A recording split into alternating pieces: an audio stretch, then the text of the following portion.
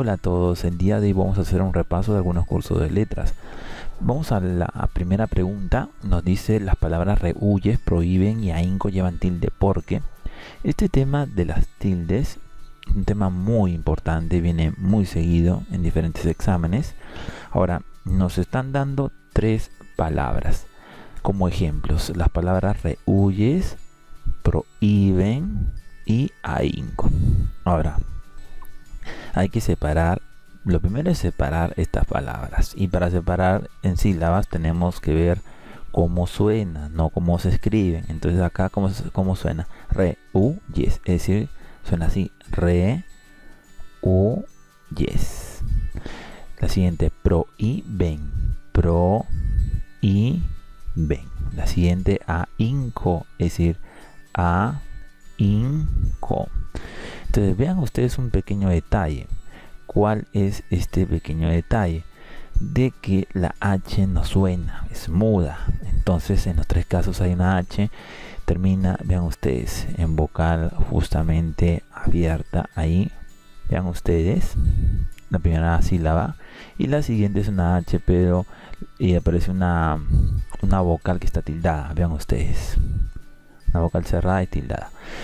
Pero como la H justamente es muda, simplemente acá vemos una vocal abierta y una cerrada. Esta unión es un diptongo en los tres casos. Vean ustedes ese pequeño detalle, es un diptongo, pero se están separando gracias a esta tilde. Ese diptongo, es decir, esas vocales deberían estar unidas, pero se están separando gracias a esa tilde. Entonces vamos nosotros a las preguntas y analizar. Dice: son palabras agudas. No son palabras agudas porque es una palabra grave. Lo que pasa que si separamos más o menos así, si lleva un acento en la última sílaba, es una palabra aguda. En la penúltima, es decir, en la anterior, si lleva una tilde acá o un acento, digamos, es la palabra grave. Si lleva un acento en la anterior, se llama una palabra esdrújula, y la anterior una sobreesdrújula. Y la palabra sobreesdrújula siempre, la esdrújula y sobreesdrújula siempre llevan tilde. La grave y la aguda no, depende. Hay reglas, hay normas. Entonces en este caso, en los tres casos, son palabras graves, no son palabras agudas. Entonces ya desde ahí la primera alternativa se descarta. Clave: siguen las normas generales de la acentuación diacrítica. Ahora, esto de acentuación diacrítica se utiliza cuando son dos palabras que se escriben igual, pero gracias a una tilde ya se diferencia el significado. ¿Cómo es esto? Por ejemplo, la palabra más, un monosílabo, digamos, más y más. Ahora, pero más con tilde. Vean ustedes, una lleva tilde y la otra no. La primera equivale a pero, o sin, digamos, un adversativo, ¿no? Sin embargo, aunque, etcétera, etcétera, etcétera. La segunda, con esta tilde, equivale a cantidad. Por ejemplo, en la primera puede decir, ¿no? Me apresuré, pero llegué tarde. En vez de pero puede decir: me apresuré, más llegué tarde. Vean ustedes, en el segundo caso. Quiero comprar más libros. Entonces, como hablamos de cantidad, ese más va a llevar tilde. Entonces, simplemente la acentuación diacrítica es eso, justamente ese detalle. Pero en este caso no está respondiendo a la pregunta. Vamos a seguir con las siguientes alternativas. Nos dice: son hiatos con vocal abierta átona y vocal cerrada tónica. Para empezar, hiato no es. Hemos dicho que es un diptongo. Para que sea hiato tiene que ser una vocal abierta, y la siguiente tiene que ser una vocal abierta, y ahí sí el hiato se separa. Cuando es un diptongo es una vocal abierta y una vocal cerrada y están unidas. Pero en este caso, porque están separadas por esas tildes, es ese pequeño detalle. Ahora, sigamos. La letra D. ¿Constituyen diptongos? Correcto. Con acento grave separado por H. Ajá, hasta ahí todo bien. Vamos con la siguiente alternativa. Son palabras esdrújulas. No, desde ahí ya se equivocó. Es una palabra grave. Por lo tanto, la respuesta de la res respuesta acá, digamos, ¿no? La clave de la respuesta. Vamos con la siguiente pregunta. Nos dice: la coma es un signo de puntuación que se emplea para delimitar ciertos elementos dentro de un enunciado. Teniendo en cuenta esta característica, indique la alternativa donde se presenta un uso correcto de la coma. Vean ustedes, simplemente uso correcto de la coma. Lo que llaman la famosa prueba de eco, acá está siendo mal utilizada porque digamos, no se trata de agregar digamos, de poner oraciones y no aportar información a la pregunta, sino lo que se trata es darle un contexto, obviamente, a la pregunta. Entonces acá simplemente, en resumen, podríamos obviar toda esta información y vamos de frente acá. ¿En qué alternativa está correctamente usada la coma? Nada más, el uso correcto de la coma va de frente, directo. Vamos entonces nosotros a la pregunta. Nos dice: iré a la fiesta, estimado amigo, si me mandas la invitación. Pero vean ustedes, la coma es como suena también, como lo digo yo. Si yo veo esta coma y lo leo, diría así: iré a la fiesta, estimado amigo, si me mandas la invitación. ¿Suena así? ¿O cómo sonaría un poco mejor? Otra vez así: iré a la fiesta, estimado amigo, si me mandas la invitación. ¿En el primer caso suena bien o en el segundo caso? En el segundo caso. ¿Y cómo debería estar en el segundo caso? Estas comas sirven para eso, para leer correctamente. Iré a la fiesta, estimado amigo, coma, si me mandas la invitación. Vean ustedes. Entonces acá va una coma. Está mal. La segunda: la realidad es mucho más compleja de lo que parece. Pero yo digo, la realidad es mucho más compleja de lo que parece. Vean ustedes, directamente.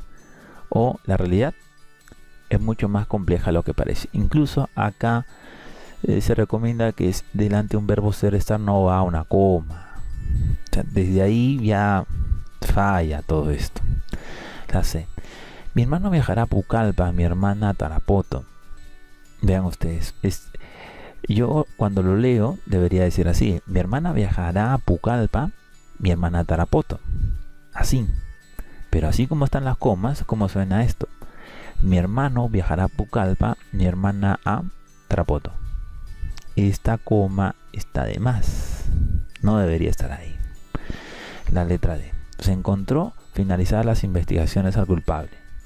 Así está bien, así suena correctamente, o debería sonar así: se encontró finalizadas las investigaciones al culpable.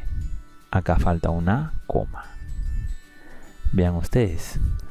La última: fueron importantes los consejos de María, mi profesora. Está correctamente utilizada esta coma. Incluso está explicando que justamente esos consejos de María, ¿quién es María? Mi profesora. Vean ustedes, ¿eh? Entonces acá la letra E es la respuesta. Vamos a la siguiente alternativa. Nos dice: la clase de literatura, en la clase de literatura, la docente le pregunta a Cecilia: ¿quién escribió la obra Fausto? Para responder esta pregunta, Cecilia debería hacer uso de su memoria. Bueno, lo que pasa es de que acá tiene que recurrir a un dato inmediato, y todo lo que tenga que ver con datos inmediatos, conocimiento del mundo y del lenguaje, a todo eso se le llama la memoria semántica. Entonces la alternativa A es la respuesta. Vamos a la siguiente pregunta. El vínculo emocional duradero que los niños forman desde que nacen con las personas que les cuidan se llaman. Lo que sucede es de que si hablamos de un vínculo emocional y que es duradero, y estamos hablando de los niños específicamente, desde que nacen con las personas que la están cuidando, eso se llama un apego.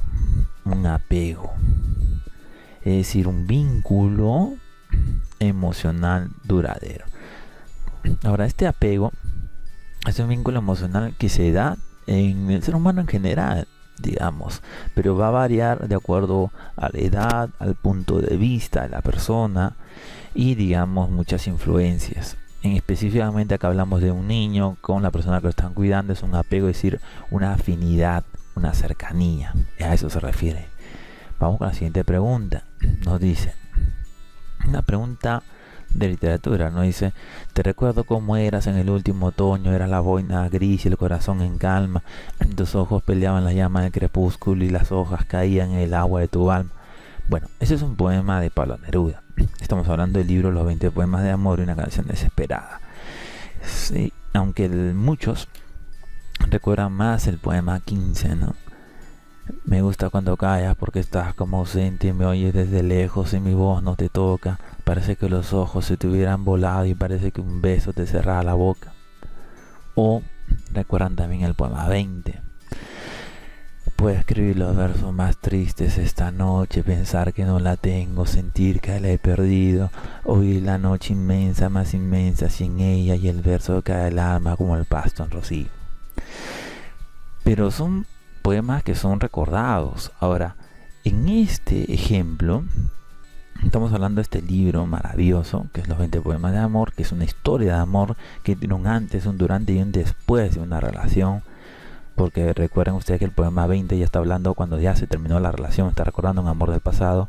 En el 15, me gusta cuando callas porque estás como ausente, es una separación, una distancia, ya la relación se está terminando, vean ustedes. Y en este caso, que es el poema número 6, te recuerdo cómo eras en el último otoño. Es un recuerdo, vean ustedes. Era la boina gris, claro, porque esta historia de amor está ambientada en el colegio.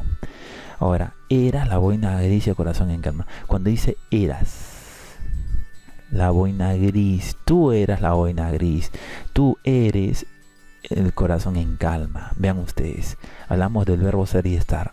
Dos elementos, boina gris y corazón en calma. Vean ustedes. Después dicen: tus ojos peleaban la llama del crepúsculo y las hojas caían en el agua de tu alma. Pero cuando decimos agua de tu alma, acá están los conectores. Eso ya son ejemplos de ¿qué? De metáforas. En los versos de Pablo Neruda predomina la figura, predomina porque obviamente puede haber otras figuras literarias. Hablamos de la metáfora. La anáfora es repetición al inicio de un verso, no hay. Hiperbatón, desorden de palabras que no hay. Hipérbole, exageración, que aquí no encontramos una exageración. Epíteto, tampoco, digamos, pero la pregunta acá es el predomine, es decir, por más que existan algunas de estas figuras u otras, ¿cuál es la figura que más destaca? Obviamente acá hablamos en este ejemplo de la metáfora. Y la metáfora es el uso del verbo ser y estar. En el primer caso es eso, en el segundo caso es los conectores de agua de tu alma, puente de la esperanza, por ejemplo. Pero en el fondo la metáfora es un sentido figurado. Y eso es lo más importante. Vamos a la siguiente pregunta. En los versos citados de Rubén Darío, es una característica de él, bueno, para empezar, Rubén Darío es justamente el máximo exponente del modernismo hispanoamericano. Su verdadero nombre era Félix Rubén García Sarmiento. Él nació en Nicaragua y este señor escribe varios libros, pero justamente en este caso nos mandan un poema. Dice: ¿piensa acaso en el príncipe de Goiconda o Lechina, o en el que ha detenido su carroza argentina para ver de sus ojos la dulzura de luz, o en el rey de las islas de las rosas fragantes, o en el que es soberano de los claros diamantes, o en el dueño orgulloso de las perlas de Hormuz? Claro, lo que pasa es que ese poema es un fragmento del poema llamado justamente Sonatina. Y este poema es el que pide para el examen de ingreso a la Universidad de San Marcos. Pues es un poema clásico ¿de quién? De Rubén Darío. Entonces vean ustedes. Y Rubén Darío hemos dicho que es el máximo exponente del modernismo hispanoamericano. Ahora, ¿qué pasa con el modernismo? Primero tiene musicalidad en las palabras. Por ejemplo, acá, si lo leemos en voz alta, por ejemplo, ¿piensa acaso en el príncipe de Goiconda o el de China, en el que ha detenido su carroza argentina para ver de sus ojos la dulzura de luz? ¿O en el rey de las islas de las rosas fragantes? ¿O en el que es soberano de los claros diamantes? Pero escuchen bien cómo suena bien la R y la S. Acá hay que tener mucho oído musical.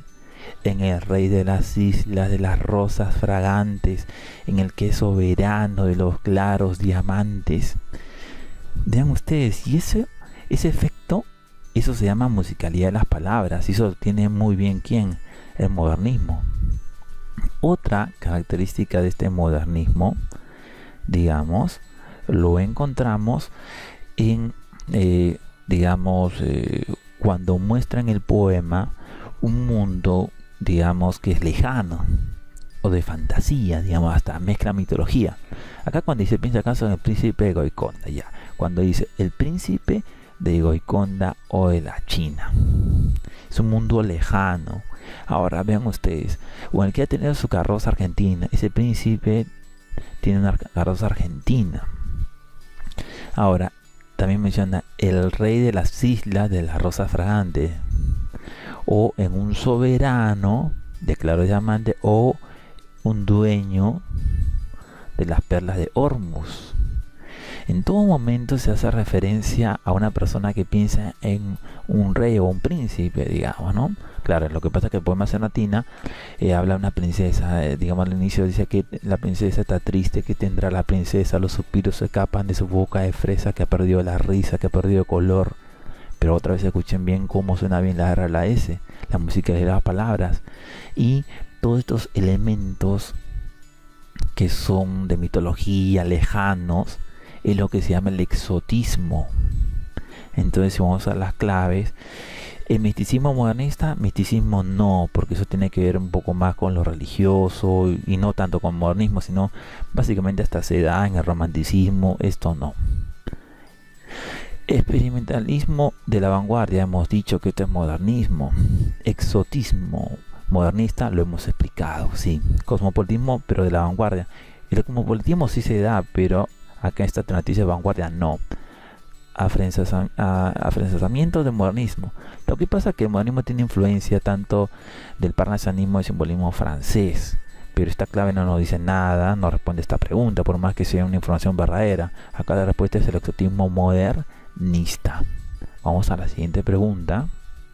Nos dice, una característica del humanismo de Europa de los siglos XIV justamente y XVI fue, bueno, para empezar, estamos hablando acá del humanismo en Europa.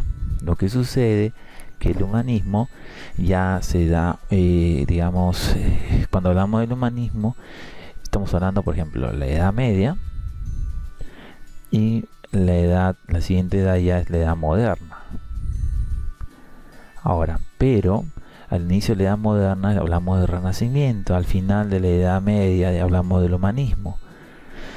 Tienen características comunes, digamos, pero en el caso del humanismo, por ejemplo, hay que recordar a Francesco de Petrarca. Lo que pasa es que en Italia aparece el famoso Trecento italiano. Ahí hablamos de Giovanni Boccaccio con su obra de Camerón, Francesco de Petrarca con los sonetos a Laura o el cancionero, canzoniere, como se dice en italiano. O en el caso más importante y más interesante es el de Dante Alighieri, de este Trecento italiano, o Ducante Deglio Alighiero con su obra llamada La Comedia Humana o Comedia Humana en español. Ahora, lo interesante de todo esto es de que ambos movimientos, el humanismo y el renacimiento, revaloran a dos culturas muy importantes, a Grecia y a Roma. Toman de base, es decir, qué cosa, lo clásico. Por eso que en el Renacimiento en pintura encontraremos a Leonardo da Vinci, a Rafael, Donatello, Miguel Ángel, digamos, las grandes personalidades de la pintura del Renacimiento. En literatura, por ejemplo, encontraremos a un señor llamado William Shakespeare en Inglaterra, que también tiene elementos del barroco que va a venir después, pero acá hablamos básicamente de estos dos movimientos y digamos están revalorando la cultura de Grecia y de Roma. Primero, la alternativa A dice, la difusión del pensamiento aristotélico no. El estudio de la cultura greco-latina o greco-romana sí, porque se refiere Grecia y Roma, verdadero. El fortalecimiento de los dogmas católicos no, porque esto se da en la Edad Media y acá el humanismo ya está al límite, digamos. Algunos también lo ponen dentro de la Edad Moderna y ellos al contrario están en contra. de lo que era la Edad Media, no. El feudalismo tampoco, el poder de establecimiento del feudalismo no, porque eso es de Edad Media. La consolidación de las formas políticas medievales, ellos están en contra de todo esto. La alternativa B es la respuesta. Y vamos a la última pregunta. Luego de las dos nefastas guerras mundiales, inició un periodo donde el sistema de relaciones internacionales se polarizó en dos campos, el socialismo y el capitalismo. Sus áreas de influencia estuvieron marcadas por la psicosis de un nuevo conflicto bélico de tipo nuclear. A este periodo, ¿cómo se le conoce? Pues lo que sucede es que luego de la Segunda Guerra Mundial, Estados Unidos y justamente la famosa Unión de Repúblicas Socialistas Soviéticas, la URSS, se van a enfrentar en lo que se llama, digamos, el de acá, Estados Unidos, capitalismo, políticamente, digamos, ideológicamente. Rusia o la Unión de Repúblicas Socialistas Soviéticas, el socialismo. Y, digamos, esta tensión incluso va a llegar a la famosa crisis de los misiles en Cuba. Todo esto se le conoce como la famosa Guerra Fría. Y esto va a terminar en 1989, 1990 aproximadamente, con la caída del famoso muro de Berlín. Eso es lo que sucede. Ahora, un dato interesante, que esto también se da en, digamos, en economía. Un dato muy valioso que lo deben saber sí o sí, es que en el socialismo, en economía, se menciona este término, plusvalía. Y eso viene tanto en historia como en economía. Este es un dato que deben saberlo sí o sí. La plusvalía es el trabajo no remunerado.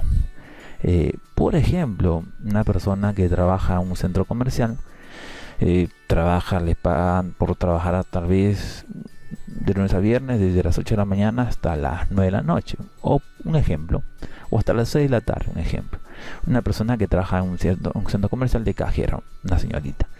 Termina a las 6 de la tarde su hora de trabajo, hasta ahí le pagan, pero esa persona no se va. Tal vez tiene que cerrar su caja digamos, de venta, y va a demorar tal vez en eso unas 2 horas tal vez, porque no es la única persona, sino todos tienen un horario.